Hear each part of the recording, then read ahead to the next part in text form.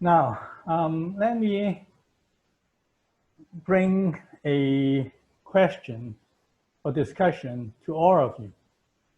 I just want to make a very bold statement.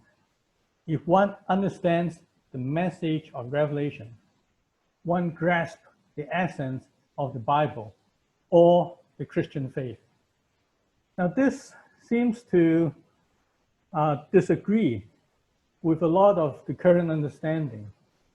So my question to you is, do you agree with this statement or not? Is there any reason why you disagree with it or you agree with this?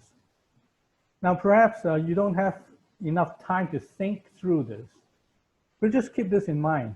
This is a very, very, I would say, fundamental question pertaining to our understanding of Revelation. What do we expect Revelation to tell us? Now, I would like to start by being on the other side, that I don't agree with this message or this statement. If one understands the message of Revelation, one grasps the essence of the Bible or the Christian faith. So what are some of the common presuppositions, common understanding that we carry in our heads that would contradict this statement? Now, the first is that Revelation seems to point to things in the future. These things in the future are not in the Bible. Now, let me give some examples. People often talk about the Great Tribulation. And in Revelation chapter 11, there are two witnesses.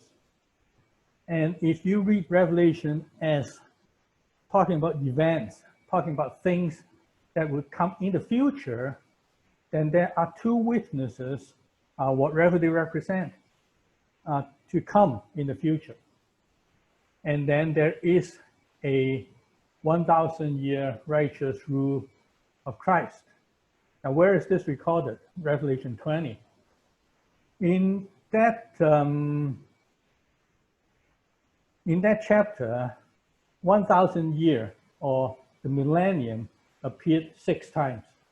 And it's the only place where this 1,000-year rule of Christ is mentioned. And all kinds of theology, all kinds of speculations have been built around this particular phrase, the millennium. And I'm sure many of you have heard about this. Now, there is the final battle at Armageddon. Again, this seems to be coming out of the book of Revelation, and it seems to point to the future.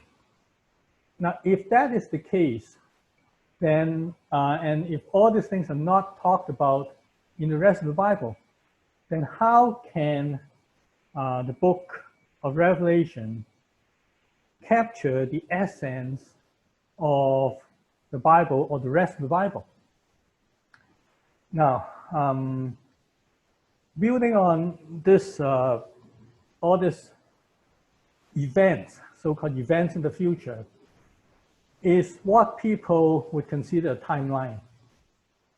All these events would fit into a timeline that will eventually come to pass in the future or the near future. And throughout the almost 2,000-year history of the book of Revelation, a lot of people have been talking about, have been speculating on this timeline and how it will bring everything together. Now, the rest of the Bible doesn't talk about a timeline. And then there is also another perception of the book of Revelation. It sees the God in Revelation as a wrathful God, as a very angry God. Now, I'll come back to this point later, But all these things raise some questions, well, many questions. Among them is, how do all these events, timeline, have to do with Jesus? Now, for example, the Great Tribulation. The Great Tribulation, according to this popular understanding, is a cataclysmic worldwide suffering of all these people. Now, whether Jesus has died on the cross and resurrected victoriously doesn't seem to factor into this Great Tribulation. This Great Tribulation, in the popular understanding, would come regardless of what Jesus has done. The question is, this book is not the book of Revelation. It is the book of revelation of Jesus Christ. So how do all these things fit into this framework that Revelation is the revelation of the Bible's central character, namely Jesus Christ? And the center of the work of Jesus Christ, as revealed in the rest of the Bible, is his life, death, and resurrection. So one has to really think through this, whether that understanding of the Great Tribulation agrees with the purpose of the book. Now, then the second thing is the millennium. And as I pointed out, this millennium is a very controversial topic. And is this millennium really necessary? Now, because if you see the progression of Revelation, or the progression of the Bible, you see that Jesus has come to this world, has died and resurrected, and all authority has been given to him. And then when people talk about the millennium, they think that after all these things, after Jesus' victory, still the people in this world, and I'll talk more about this because this is crucial, all these people would come under the rule of Christ, which is supposed to be righteous rule. So people have been habituated, have been inured to this rule of Christ, and they must be acting righteously. And then thereafter, almost immediately, after this rule is finished, according to the popular reading, then they would rebel against God, and then God would come and destroy them.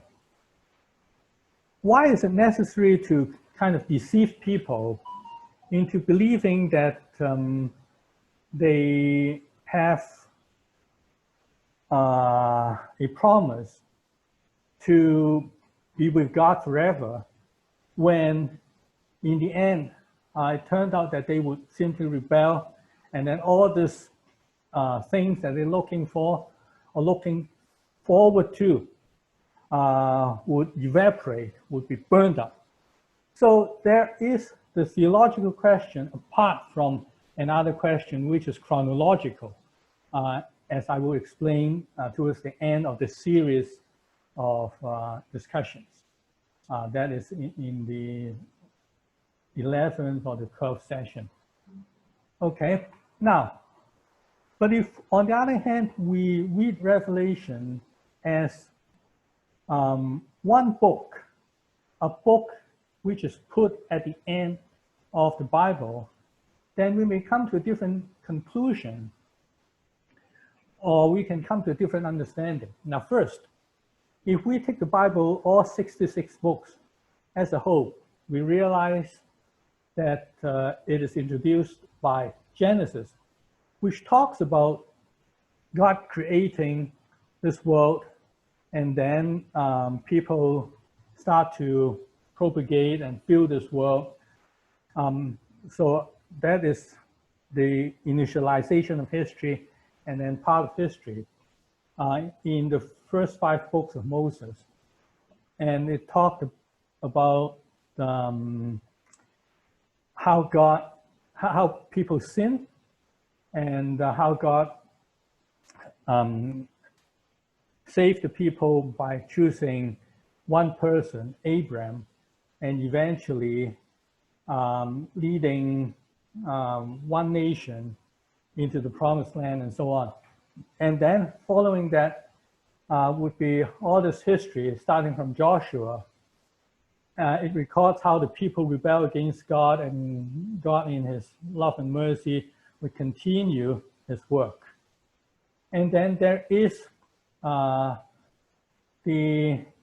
poetry or the wisdom literature. When people come to think about God, they have questions. They have questions about God's righteousness and about how God is working.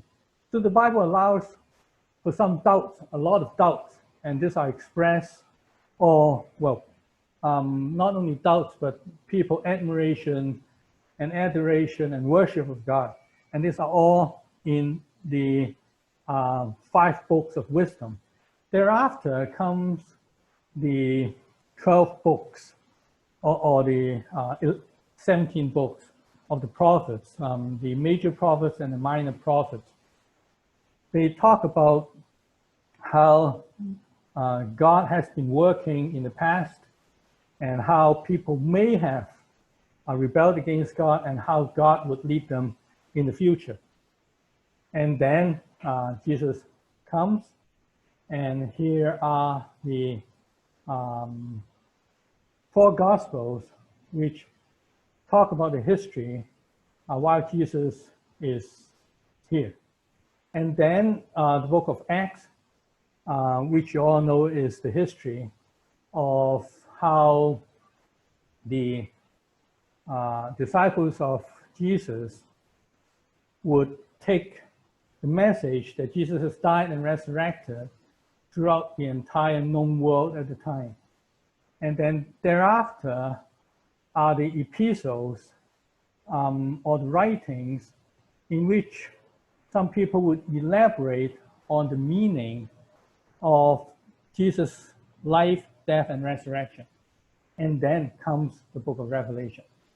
Now, when the Jewish authorities and the church fathers arranged these 66 books in this fashion, they have a certain thing in mind, as is already very clear from what I just said. Now, you realize that Revelation is put at the end of the book, or that is called the Bible. Now, there is, of course, the possibility that Revelation would still point to the future, a future of unknown events, okay? But if we realize that the centerpiece of God's salvation is Jesus Christ, and that the apostles and the other writers in the New Testament are already elaborating on what Jesus has done, then you realize that in all likelihood that Revelation would conclude that, would conclude all the things that have gone on before, and tell you succinctly that this is the essence, this is a theme, these are the salient points of the Bible. So that possibility is definitely open to us. So let us pursue this a little further. Now, there are implications if we think that the book of Revelation concludes the Bible. The first point is that the Bible can be read as a unity with an introduction and a conclusion. Now, that is really wonderful because it tells us that God is a rational God. God has a start. He created this world, and then he would continue with his work, and then there is a conclusion. There is an end to all these things. Then the Bible can be read as a unity, as opposed to having 65 books read as a unity, and then all of a sudden the last book straying off into the unknown future. Now that is the wonderful implication of my statement. And then the other thing is that when we talk about things in the book of Revelation, if you consider all those events as happening in the future, then how can we verify? There's really no way that we can verify something in the future that has not happened. And I will elaborate a little bit more on that point later on. But on the other hand, if we think that Revelation talks about or concludes and summarizes all that has gone on in the rest of the Bible, then the verification can be based on the salient points of the scripture. For example, God created, and then Jesus saves. Okay, so that is the good point. That is the practical implication of it. And then, well, there is an even more practical point to a lot of you who have a practical mind. Now, I don't know about you.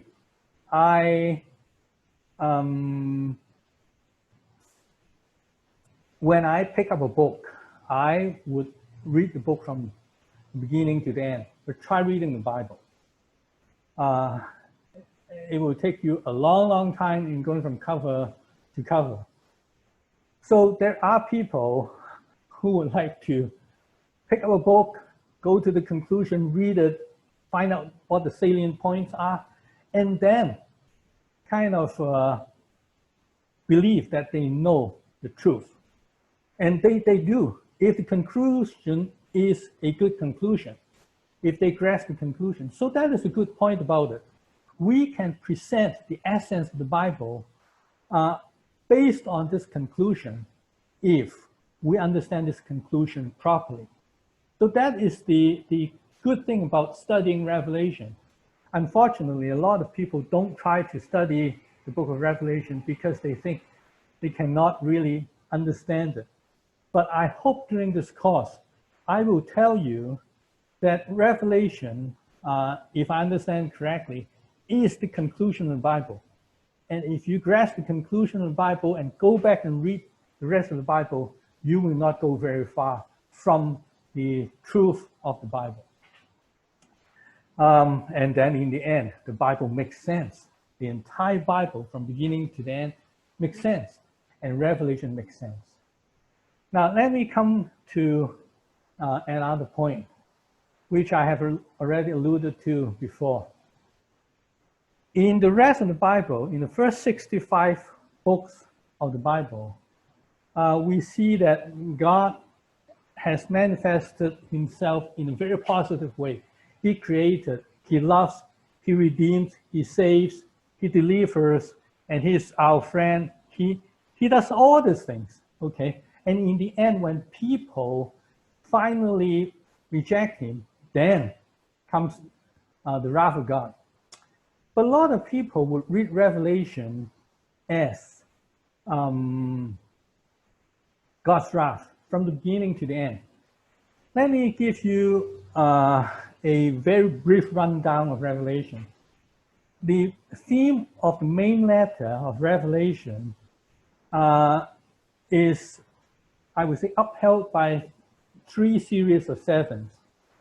Is the 7 seals, 7 trumpets, and 7 bowls. Now, the 7 bowls are undoubtedly bowls of wrath, because the Bible said so. And then this, the 7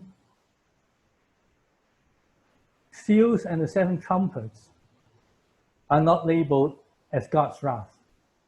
However, there are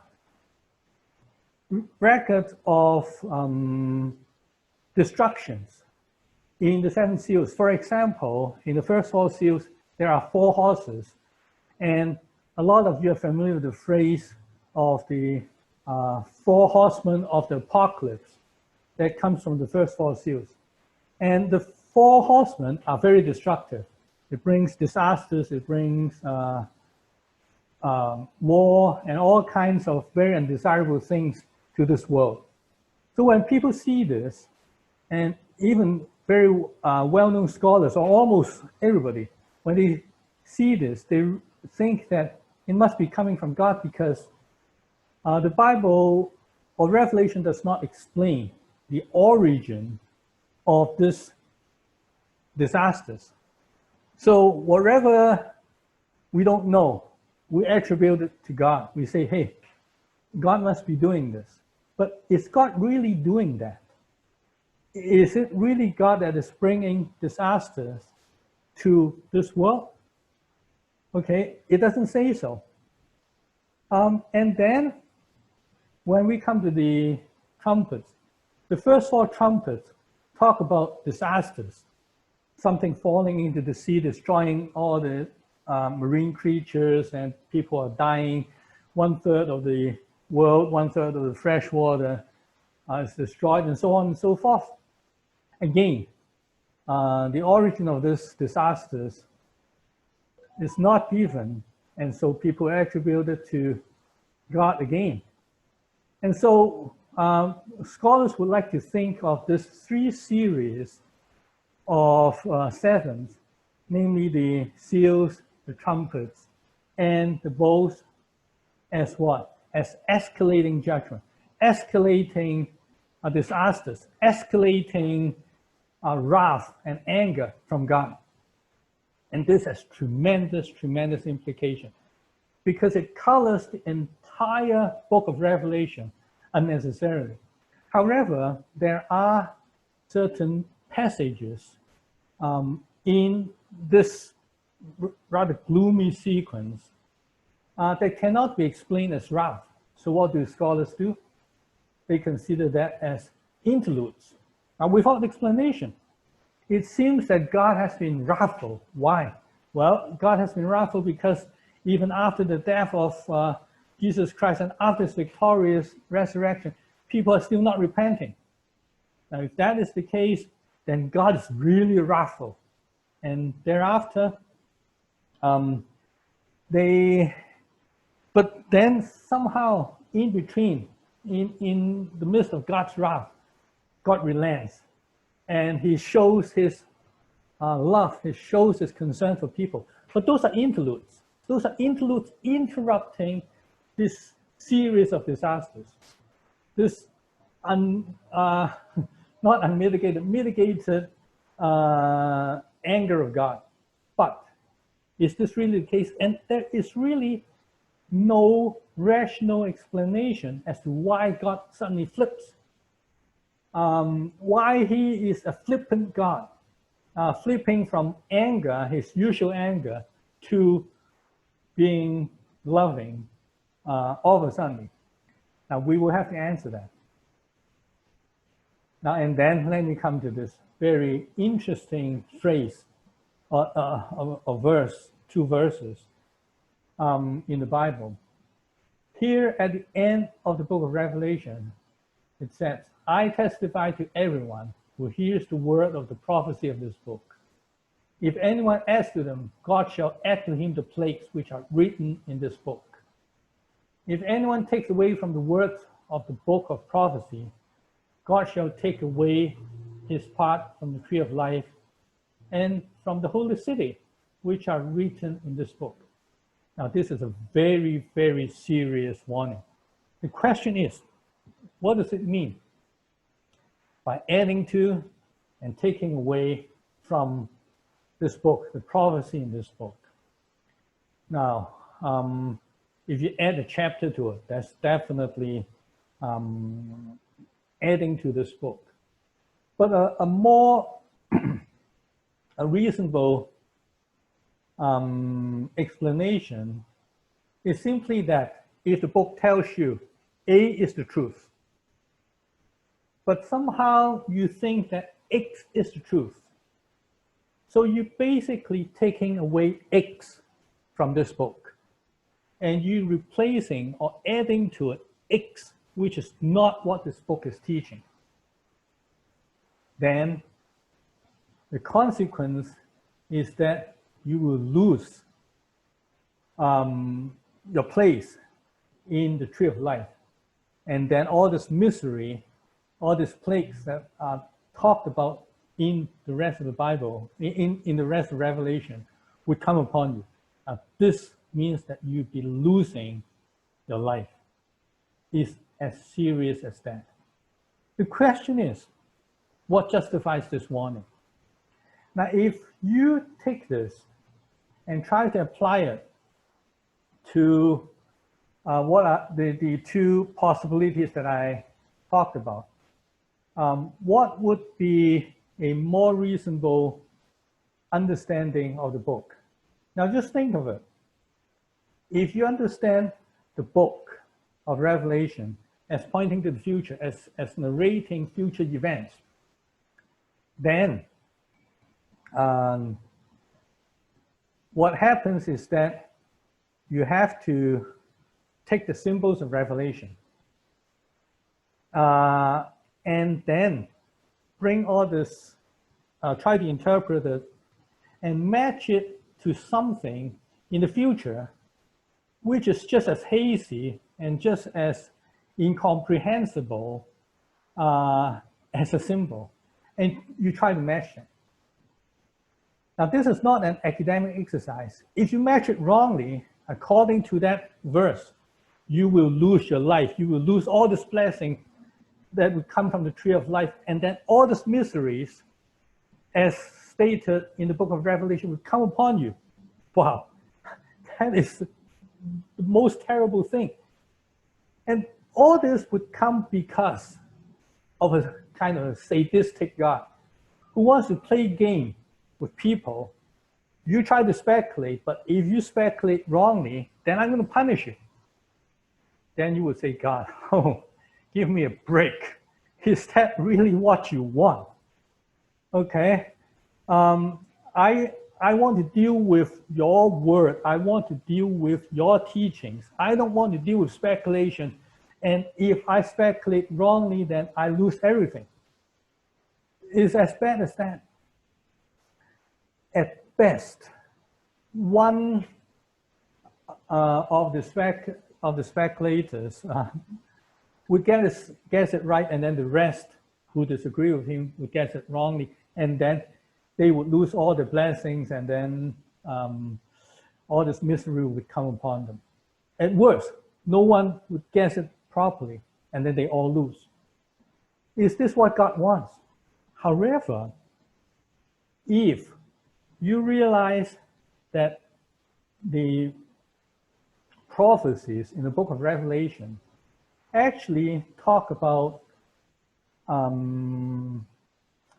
the salient points of the Bible, which is being written down by all these writers, starting from the 5 books of Moses all the way to the many other people, and then the prophets, and then the New Testament writers, and elaborated on by the apostles and his disciples, and so on.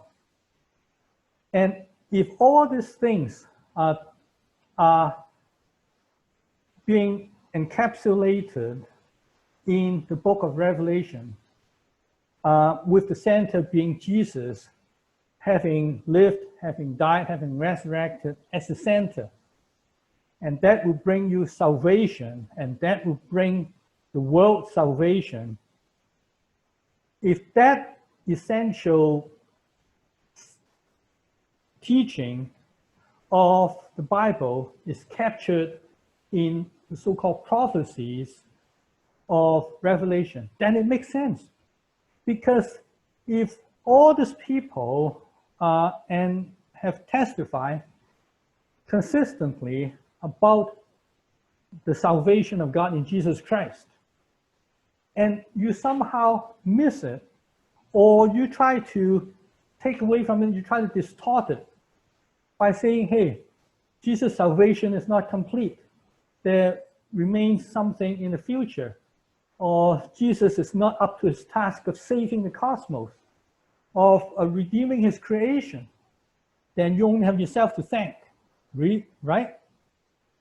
Who can you blame? Everything is so clear, and yet you try to distort it.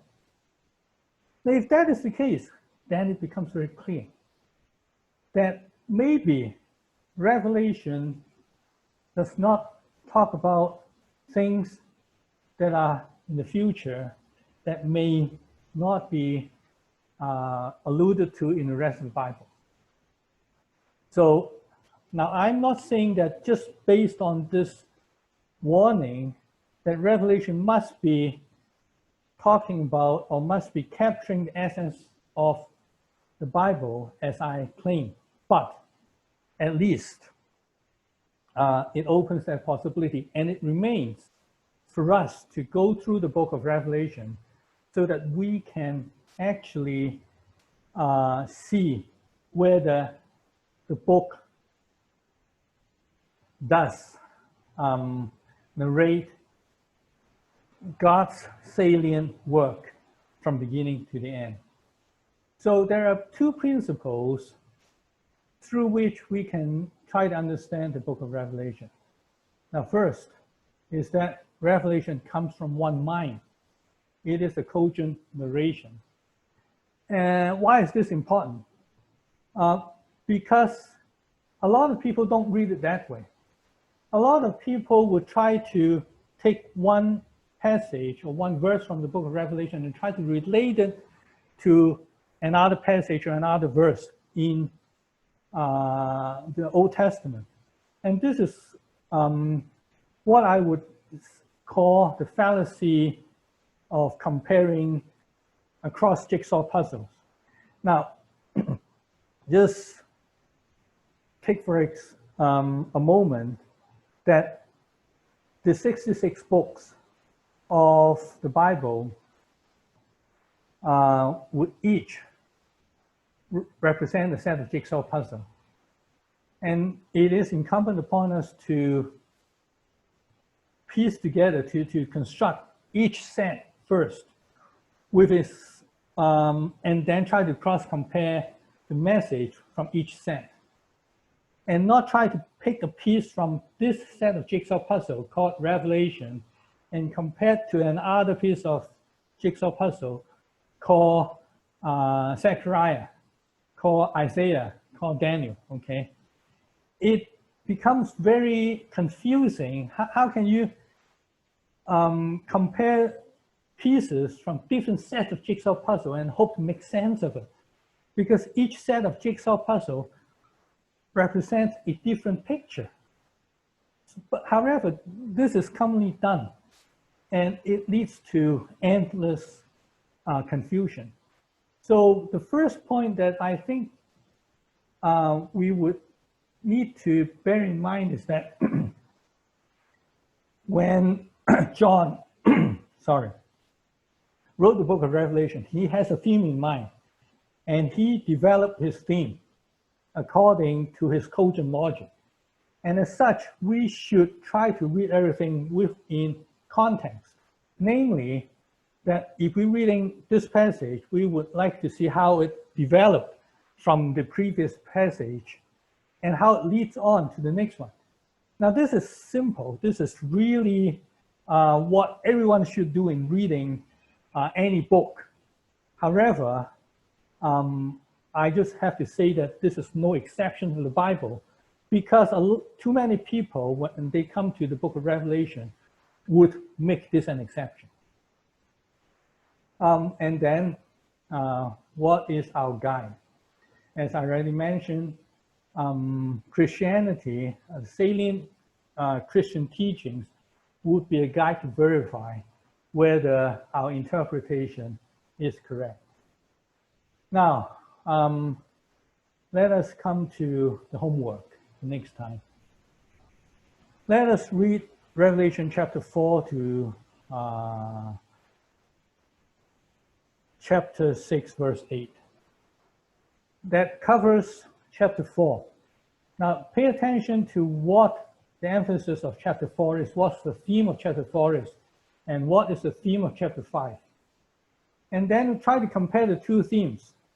And can you explain why there are these two themes and how can they be reconciled? Now, the other thing, as I have already mentioned, is that there are, right in the first four seals, there are the 4 horses, there are the 4 living creatures. The 4 horses are destructive. However, the 4 living creatures are coming from God. Now, what does that mean? Does that mean that God is destroying this world? Well, we'll find out. And then how can you reconcile the 4 living creatures with the 4 destructive horses? Now, if we do understand this, we are we will be on our way to understanding the rest of the book of Revelation. So until next time, let us work hard and try to understand what the very first message of the main letter of Revelation